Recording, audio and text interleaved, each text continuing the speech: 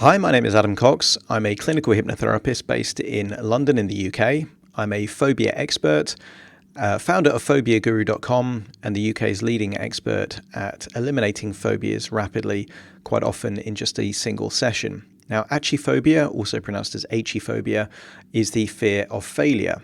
Now, the fear of failure is really where people are so afraid of not succeeding in a particular goal that they tend to use the common strategy that most phobics use, which is avoidance.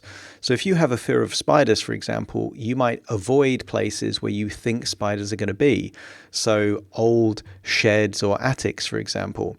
If you have a fear of failure, you might avoid setting goals or avoid challenging yourself in case you fail. Now, this requires quite a bit of thinking in advance. So in order for someone to fear failure, they have to decide quite often unconsciously in advance what failure is. Now, for them, failure might mean not getting a particular result or achievement or whatever it might be. And quite often the fear of failure is linked to emotions such as embarrassment or shame or criticism or humiliation, things that tend to take place if the failure is public. So quite often, people that have a fear of failure tend to set goals very secretively or in privately. So if they do fail, nobody will know about those particular failures. And they tend to be heavily focused on success and the expression of success, quite often because their own sense of identity of being successful or accomplishment gives them a feeling of validation. Quite often these people that have a fear of failure often have a belief system of not being valuable or good enough in and of themselves.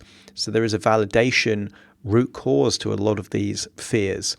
Some of the symptoms of having a fear of failure might mean getting anxious or panicky at the idea of a big goal.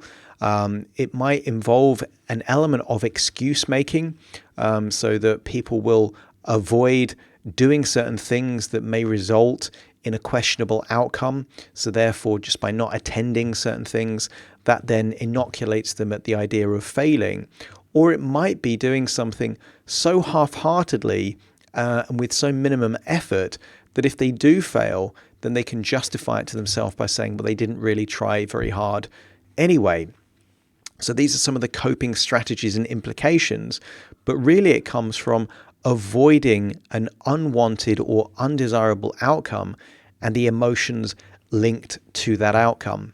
Now, a fear of failure often creates a self-fulfilling prophecy of failure, because the only way really that you can get competent at anything is by practicing and trying and not quite getting it right, but then learning from that experience.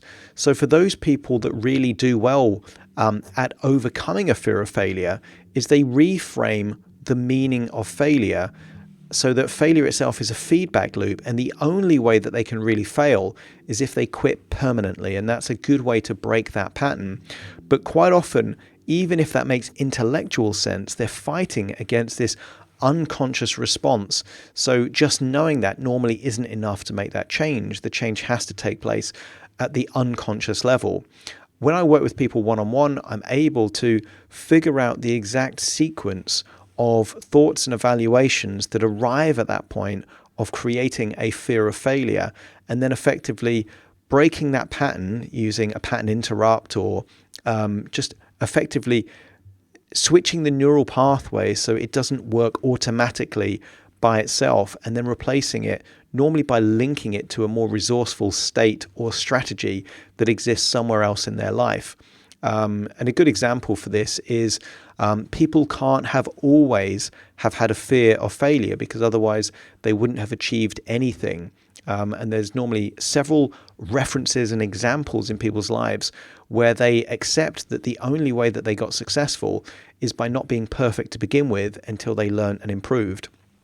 So a combination of clinical hypnotherapy, neurolinguistic programming, and third wave CBT approaches tend to be how I'm able to reframe that so that people that have a fear of failure change their own internal criteria so that true failure is only if they quit, for something that they are really focused on, or never even attempt it.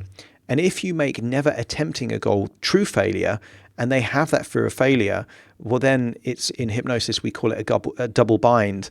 So if they feel that failure is if they achieve and fail, but also if they never attempt, well, then they're going to fail anyway. So they might as well attempt something to achieve it. And then we define failure only if they attempt something with their full dedication and then quit.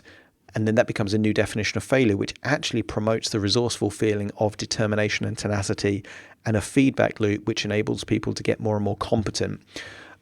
If you have a fear of failure, please share your experiences in the comments, because that's going to make someone else that has this fear not feel quite so alone.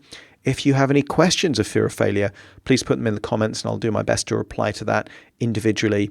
And also, if you know anyone that has a fear of failure and is almost paralyzed by this analysis paralysis, constantly procrastinating against more and more goals, please share this video with them because they might find it useful. If you're interested in working with me or learning more about this phobia, please visit phobiaguru.com. Thank you.